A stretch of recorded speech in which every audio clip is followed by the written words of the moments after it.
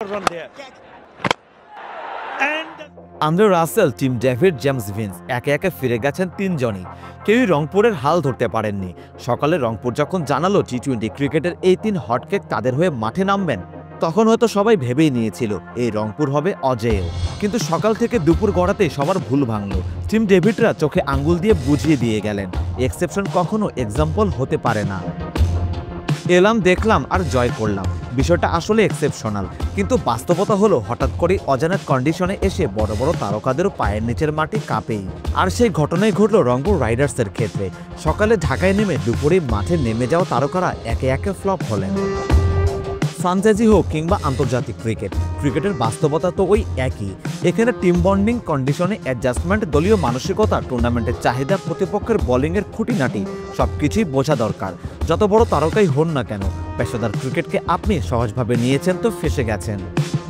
সকালে ঢাকায় নামা, দুপুরে মাঠে নেমে যাওয়া, ক্রিকেটে এমনটা সচরাচর দেখা যায় না। তবে ফ্রাঞ্চাইজি ক্রিকেটের বাজারি বাস্তবতায় তারকাদের উড়িয়ে এনে সরাসরি খেলিয়ে দেওয়ার প্রবণতা নতুন কিছু নয়। কিন্তু ক্রিকেট তো বিজ্ঞাপনের বিলবোর্ড নয় যে বড় নাম দেখলেই কাজ হয়ে যাবে।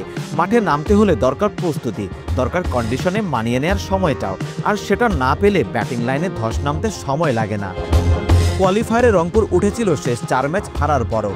শুরু টানা 8 জয়ের পর অনেকটা ছন্নছাড়াই ছিল গ্লোবাল টি-20 লিগ জয়ী দলটি। শেষ 4-এর লড়াইয়ের জন্য তারা উড়িয়ে এনেছিল এক ঝাঁক তারকা।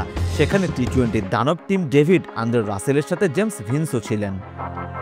এলিমিনেটরের প্রথম ম্যাচে পাওয়ার প্লেতে রংপুর তুলল মোটে 19 রান, উইকেট খোয়ালো 5খানা। এর মধ্যেই ইংলিশ ওপেনার জেমস ভিন্স 7 বলে 1 রান করে ফিরে গেলেন।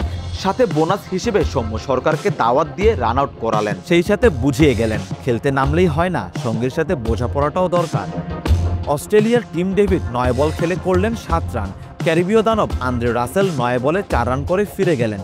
তাদের মাঠে নামাতে গিয়ে ডাগ আউটে বসিয়ে রাখা হয়েছে ইফতিখার আহমেদকে, অথচ পুরো মৌসুমে তিনি দলকে সার্ভিস দিয়েছেন, রান করেছেন।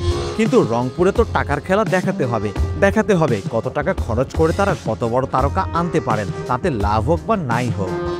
ব্যাটিংয়ের এতটাই বাজে অবস্থা ছিল যে মাত্র 50 রান বোর্ডে জমা করতেও হিমশিম খেতে হয় রংপুরকে। অধিনায়ক নুরুল হাসান সোহানের 23 রানটাই সর্বোচ্চ হয়ে থাকতো, যদি না শেষের দিকে আকিব জাভেদ ঝড় না তুলতেন।